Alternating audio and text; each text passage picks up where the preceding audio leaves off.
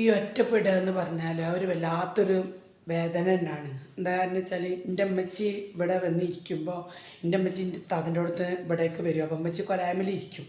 അപ്പം അമ്മച്ചി എന്നെ വിളിക്കും, മോളെ ഒന്ന് എൻ്റെ അമ്മച്ചിൻ്റെ അടുത്ത് വന്നിരിക്കുക, രണ്ട് വർത്താനം പറയും. അപ്പോൾ ഞാൻ അടുക്കളയിൽ പണിയോ, അപ്പോൾ ഞാൻ അമ്മച്ചി ഞാൻ ഇവിടെ പണിയിലാണ്, എനിക്ക് പണി എടുക്കാൻ കഴിയില്ല, അങ്ങനെ തള്ളി വിടും.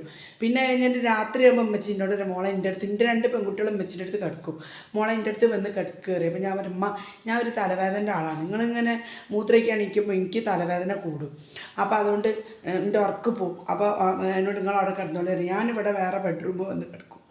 അപ്പോൾ എനിക്ക് ഇന്നിപ്പോൾ എൻ്റെ അമ്മ ഇവിടെ ഇല്ല, ഇന്നിപ്പോൾ നമ്മളാരും വിളിക്കുക, നമ്മളമ്മ ഇവിടെ ഇല്ല.